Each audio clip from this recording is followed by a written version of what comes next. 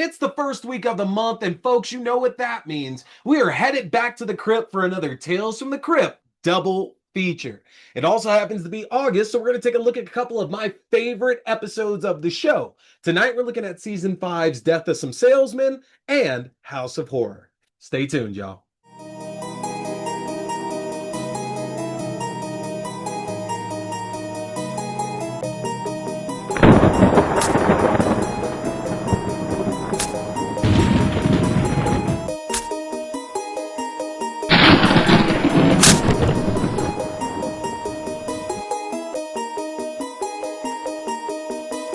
Hey, what's going on, everybody? Welcome to the show. I appreciate you tuning in. Like I mentioned, we are headed back to the crypt for another Tales from the Crypt double feature. And because it's my birthday month, we are discussing two of my all-time favorite episodes, Season 5's Death of Some Salesmen and House of Horror.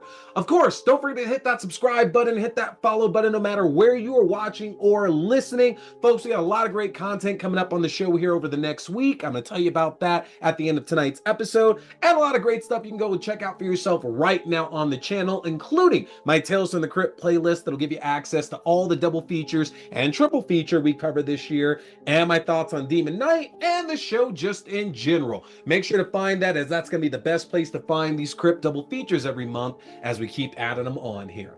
But let's not waste any more time. Let's jump right on into things here with our first episode, Season 5, Episode 1, Death of Some Salesmen. Judd Campbell is a conman salesman who travels across the countryside selling burial plots for families that just simply do not need them. When Judd accidentally happens upon the Brackett family, he finds out that this family is holding on to a nest egg that might make this the last con that he ever has to do. Unfortunately for Mr. Campbell, it looks like the Brackett family has a killer deal waiting for him. Now, this was not an episode that I got a chance to catch in its original HBO or Fox run back in the early to mid 90s. It's definitely one that I caught on Sci-Fi, but to be honest, my memories of this really come from the DVD sets that came out in the early 2000s. I'm fairly positive that season 5 was the first season I ever bought on DVD here for this show, so I got a chance to wear a lot of these episodes out, and Death of Some Salesmen was definitely one that I've seen over and over and over. The real draw for this episode, though, is going to be the cast. Ed Begley Jr. stars as salesman Judd Campbell, and up to this point, I think a lot of people had only seen Begley in these nice, heroic, or good-natured roles that he had been playing. He hadn't really done any kind of roles that were as slimy as Judd Campbell could be, and it's very clear that he just excels at that. Yes, that Begley charm and those boyish looks at that time are still very much there, and you can understand why anybody in this story would be more than open to giving Judd a little bit of money here.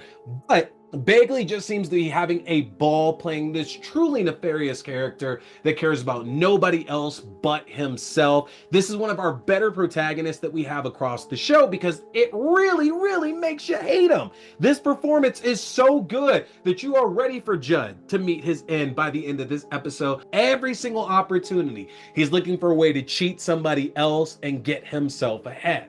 But of course, our main course here for this episode is a tremendous performance by Tim Curry. Now, keep in mind, Curry was doing a million projects between the 80s and the 90s. I think that putting him in all this makeup, getting a chance to play multiple roles, Curry actually gets a chance to play all three members of the Brackett family here, albeit with a lot of heavy makeup. And when you find out that initially, this episode that they wanted to get Eddie Murphy in the role of the Brackett family, and only a couple of years later, we got that first Nutty Professor film where Murphy was doing basically what we're seeing Tim Curry doing this with the Clumps. It's kind of crazy to see that kind of connection played out.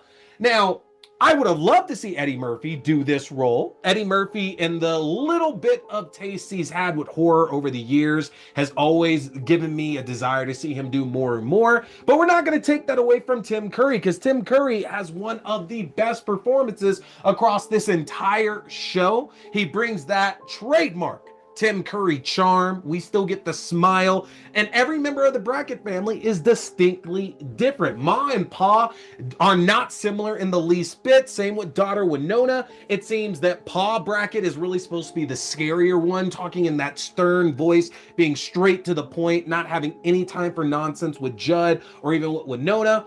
Ma Brackett is there to kind of like destabilize the situation a little bit more, to really break down anything that Judd is feeling in terms of like something's off here and maybe he should get the hell out. And ultimately, Winona just wants somebody to play with while she has the time to do so. Now, as for the twist of the story, as Judd ends up making a plan with daughter Winona that they're ultimately going to steal the family's nest egg, get married, and run off together, we know by now that Judd should not be taken at his word.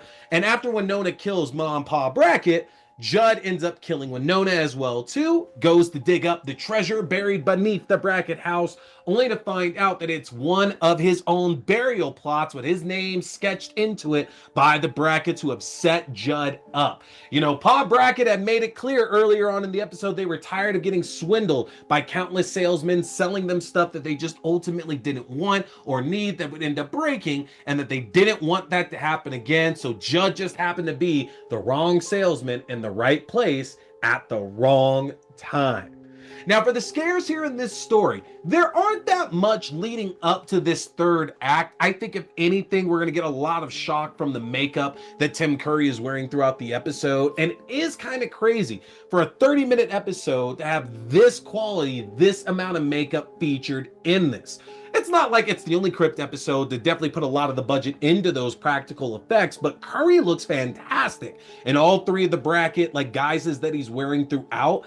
And it's very clear we're building up to something scary by the end, which is exactly what we get when the Bracketts turn the tables on Judd and ultimately shoot him directly in the face, killing him. Now, that is the big scare here of the episode. The episode more so relies on laughs and dark humor to keep us interested in it, and Tim Curry was the master of this all throughout the 90s, so you're in good hands throughout the runtime, even though there's not that many scares in it until the very end of the episode. It's effective in its ending, and the dark humor throughout works extremely well here, so you don't find yourself missing the fact that there aren't more scares peppered throughout this here. As for the Crypt Keeper segments, at the beginning, we get to see the Crypt Keeper on the Home Chopping Network, again, making a classic pun out of something that everybody was into at the time with the Home Shopping Network. And then at the end of the episode, we get to see him accidentally cutting his fingers off as he's trying to sell a knife that they're selling on the network as well. Now, these are not the best of Crypt Keeper zingers that we've gotten across the course of this show. But again, I have to point out the fact that the way that this is shot, the way that the crypt is lit, the way that there's more color and the Crypt Keeper is more animated, we are very clearly at a point to where everybody knew what the plan was with the Crypt Keeper, and to make that a truly immersive environment as folks are settling into the story. Again, not so memorable here for the lines, but still just as good voice work from Kassir, and it's fun seeing the Crypt Keeper lit a bit better and getting to have more fun there in the crypt. Death of Some Salesmen is for sure one of my favorite episodes. A lot of that is because of the nostalgia of watching it over and over and over when I bought the DVD set of season 5. But that doesn't take away from the fact that it is a really good crypt story. We have a really good protagonist, and Tim Curry puts in one of the best performances we've had from a villain or villains across the entire run of this show. Death of Some Salesmen might not pack a lot of scares throughout, but it's absolutely a memorable episode. And our second episode tonight is Season 5, Episode 7, House of Horror. Now, if you haven't seen this one before here, after endless torture from Pledge Master Les Wilton, a group of pledges for fraternity Gamma Delta Omega are approaching their final test where they have to complete a challenge in a local haunted house. At the same time, an opportunity to partner with a local sorority will offer gruesome results. And there it is, folks. That is House of Horror. Now, I absolutely remember catching the Fox premiere of this episode just because it was a part of Fox's Halloween block back in either 93 or 94. Earlier in the day, they had played a new episode of Power Rangers where Tommy had taken some putties trick-or-treating. So I have memories of watching this episode. It's one of the very few Crypt episodes I can remember watching in full back on Fox, and I specifically remember that ending terrifying the absolute hell out of me. Well, what's kind of funny though is that I couldn't appreciate the great ensemble cast that this episode had because at that time I hadn't seen any of the projects that the majority of them had been in at that point. Star Trek: The Next Generation, Dazed and Confused, Don't Tell Mom the Babysitter's Dead, Dream a Little Dream. There was plenty of stuff out there that this cast had been a part of that I just had not seen yet. Weirdly enough, the one project that I had seen of a cast member was Sleepwalkers, because Brian Krause starred in that film. That, of all things, was the only one that I had any kind of reference for, but I didn't put two and two together that was Brian Krause in that and in this one. But I digress. I did not appreciate that cast, but let me tell you, that did not stop me from appreciating this episode. Now, in regards to that cast, we are talking names like Kevin Dillon, Keith Coogan, Will Wheaton, Jason London, Brian Krause, like I mentioned, Meredith Salinger. We had a load of huge names here in this episode. This was the who's who's of the 80s and the early 90s, so it was a really strong ensemble cast, and that's saying a lot because we have a lot of those across the entire run of Tales from the Crypt. This is definitely one of those better ones. And I always thought it was kind of fun, once I did have the reference for a lot of the other projects the cast was in, to see Jason London, Keith Coogan, and Will Wheaton in their pledge characters here, and then seeing what ultimately happens to them. Because in their respective films and shows like The Next Generation, Dazed and Confused, and Don't Tell Mom the Babysitter's Dead, their characters are going off to like the next part of their life, the next chapter, whether that's college, trade school, doing something for the Federation, whatever the case is, they're all moving to the next point of their lives. So to me, the headcanon said that, well, they went there and they started pledging Gamma Delta at that point, and they ended up in the events of this episode. My headcanon just links that all together, and that actually makes it scarier to see those characters that I enjoy watching and those projects now reach a grisly fate by the end of this episode. Now, as for that twist, the challenge here for the pledges was that they would have to go through this supposedly haunted mansion where an axe murderer has killed previous pledge classes before. And each of the pledges begin to make their way through, not returning back towards the end of the night, where ultimately Pledge Master Wilton is forced to go up to the attic to retrieve the rest of the pledges, only to find out that those legends are somewhat true. Mona and her sorority, Delta Omega Alpha, are actually ghouls who kill pledge classes every year when they come up to complete this assignment in the haunted house. And this year, they have targeted Gamma Delta and proceed to kill Wilton and send his decapitated head back down to the remaining pledges and fraternity members below. Now, that ending absolutely petrified me as a kid. The fact that these ghouls just show up out of nowhere, and even though the pledges are the ones getting thrown through the grinder this entire episode, two of them still get killed.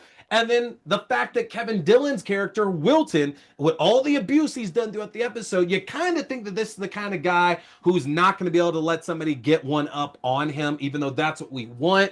And the way that it happens is in the worst way possible. It's an absolute massacre. And as a kid, could not process that in the least bit. I know I had nightmares for a while after catching this episode. And what makes this such a lasting impression is the fact that even now when I watch this, I still get a chill in the back of my spine when Les makes it up to that attic, knowing what's coming only seconds later. It's one of the best reveals that Crypt has done. It's one of the scariest endings that Crypt has done as well, too, just by the simple fact that, like Death of Some Salesmen, there's not really a lot of scares throughout the episode. When we get to that third act and everything is going on in the haunted house, we do get a handful of scares here and there, but they are played more for laughs than anything else because we don't know what's actually going on at that exact moment when they're getting brought to us. So some great subterfuge here from our Crypt writers. And speaking of which, this episode was written and directed by Bob Gale. Back to the Future, Bob Gale, which gives it a whole different class of pedigree here. One of the best written episodes of the entire series. Speaking of Back to the Future, it's also super fun that Courtney Gaines, who plays Dixon, one of the frat bros of Gamma Delta, he's that guy from the original Back to the Future that cuts in on George and Lorraine that's like, "Scram, McFly, cutting in." That's just so fun to see that synergy here.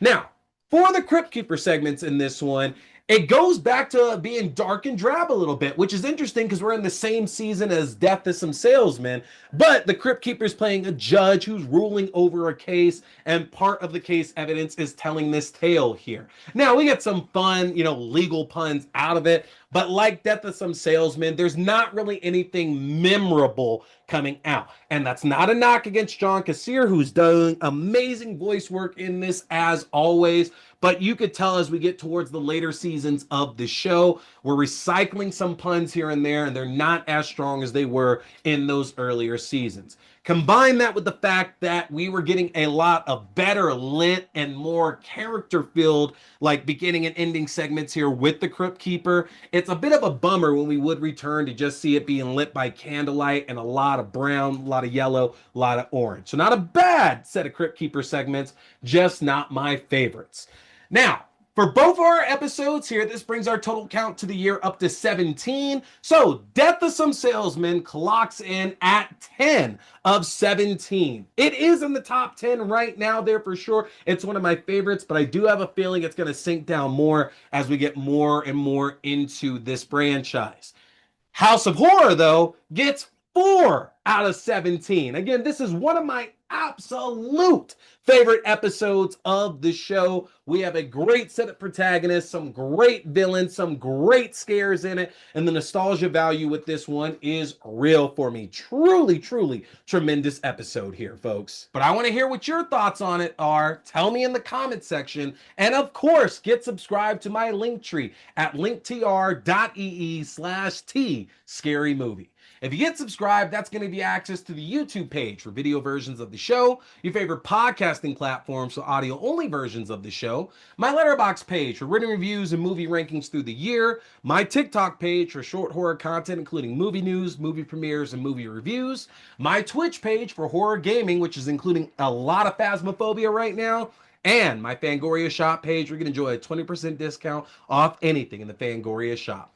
Take advantage of that, y'all. I got a lot of really great stuff coming up for you, including reviews for a couple of my absolute favorite films that are celebrating some anniversaries here recently. Over the next week, we are going to be talking The Lost Boys. We're going to be talking Fright Night. And do not forget, folks, later this week, I will have the next episode review for season 1 of Dexter Resurrection. I don't want y'all to miss any of that. We're going to be talking weapons very soon as well, too. Hit that subscribe button, hit that follow button. A lot of really, really great stuff coming up. And of course, let me know in the comment section if there is a Crypt episode that you want me to talk about here over the next few months so we can get to that as well. That is going to do it for me tonight, though, folks. I appreciate you tuning in. My name is T. We've been talking scary movies. Stay scared.